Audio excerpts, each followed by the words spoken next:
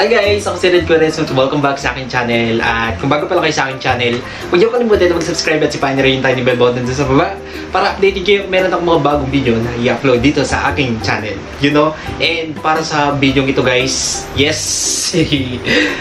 May taste test na naman akong pagkain. Kanina kasi pumunta ako sa 7-Eleven. Tapos meron akong nakitang kakaibang pagkain na naman. Kaya ito na naman, gagawa na naman ako ng ganitong content. Ang isa sa pinaka-favorite kong content, ang Tikiman Time. So ito nga guys, no? Babasahin ko ba? Andali nga, naninibago ako guys, no? Kasi more on reaction video talaga yung ginagawa ko. Straight yun. Puro reaction video yung ginagawa ko. And finally, ito na naman. Finally, magti-taste test na naman ako. So ito guys, GGE with ang bobo mo kuya rin. Mababash ka din naman. So, nakalagay dito sa kanyang pakete, yung kanyang packaging is GGE with Crockers Chicken Ramen Flavor. So, ito siya guys, oh. Familiar ba kayo dito?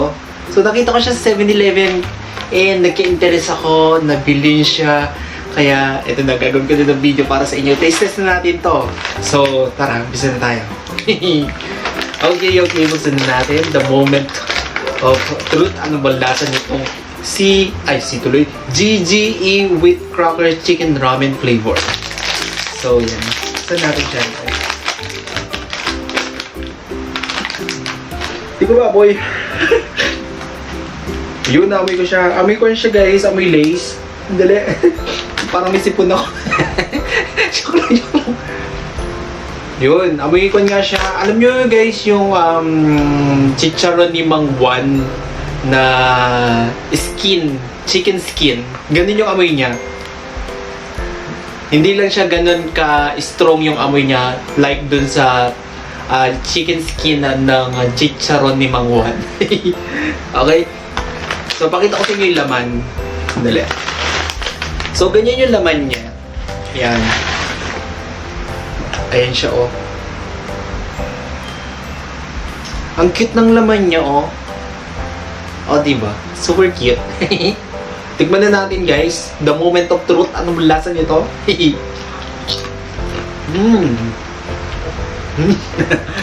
Da.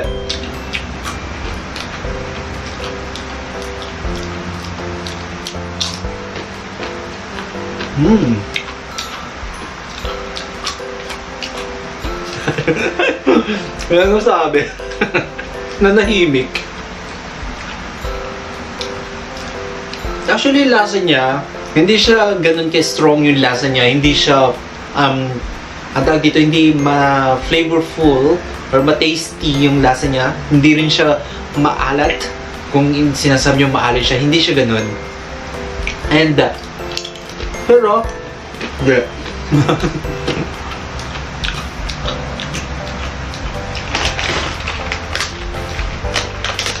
para akong kumakain ng alam niyo yung Nuda Crunch, yung noodles, tapos lalagyan lang siya ng flavor. Parang ganun lang yung kanya, yung texture niya, and then yung lasa niya, and then yung pagka-crunch niya, parang ganun lang din siya. Okay naman. Okay na.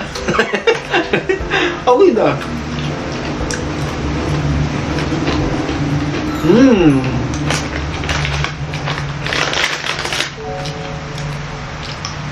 Siguro, kung i-rate ko siya, wait lang, ubusin ko muna lang bago ako magbigay ng score.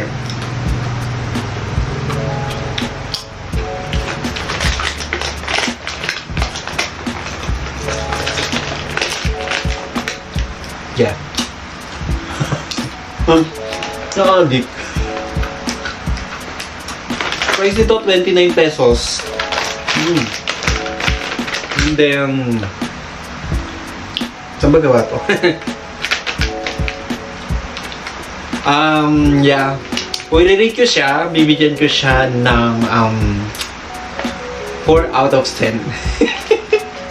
Ganun lang, okay naman siya, pero hindi ko masyadong type. Yung lasa type. Mababash ka na naman yan, Korea Red.